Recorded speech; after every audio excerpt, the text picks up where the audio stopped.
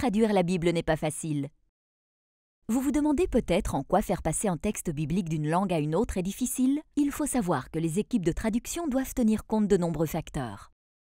Une traduction peut sembler juste, mais elle ne sert à rien si les gens n'arrivent pas à la comprendre. Le texte biblique doit être clair et précis pour n'importe qui. C'est cela, traduire pour être compris. Prenons un exemple. Christy, une consultante de Wycliffe, travaille en Asie. Les membres de son équipe traduisent la Bible pour les Migas et aujourd'hui, ils travaillent à la traduction de Jean 3.16. Car Dieu a tant aimé le monde qu'il a donné son Fils unique afin que quiconque croit en lui ne périsse pas, mais qu'il ait la vie éternelle. Christy travaille avec Kaya, une traductrice Miga. Kaya traduit en faisant très attention ce verset dans sa langue et Christy vérifie sa traduction. Avec l'aide d'autres Migas, Christy a constaté que la grammaire et la présentation sont correctes. Les mots employés correspondent au grec, la langue source. Il lui reste toutefois à s'assurer que les gens comprennent bien le message exprimé dans Jean 3.16. Lorsque Christy a demandé à Kaya ce que, selon elle, ce verset signifie, Kaya a semblé gênée. Il signifie, a-t-elle répondu, que Dieu a tant voulu posséder la terre qu'il a envoyé son Fils pour nous entraîner par ruse à le suivre et que nous devrons désormais vivre éternellement en étant trompés par lui. Qu'est-ce qui ne va pas dans cette traduction? Les mots semblent justes, mais ce que comprend Kaya est très différent du message d'origine. Comment l'équipe peut-elle améliorer l'exactitude de cette traduction?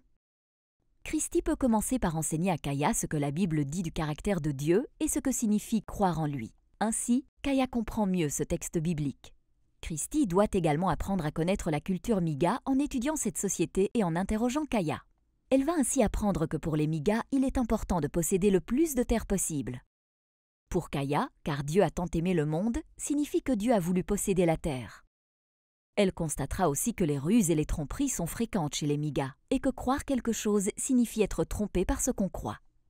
En interrogeant Kaya sur les relations entre les Migas, Christy découvrira que les parents entretiennent des relations très étroites et très chaleureuses avec leurs enfants. Kaya devra trouver un mot en Miga pour désigner l'amour des parents pour leurs enfants, qui remplacera le mot pour désigner le désir qu'on a de posséder quelque chose. Dans le texte source, en grec, ce mot est agapé.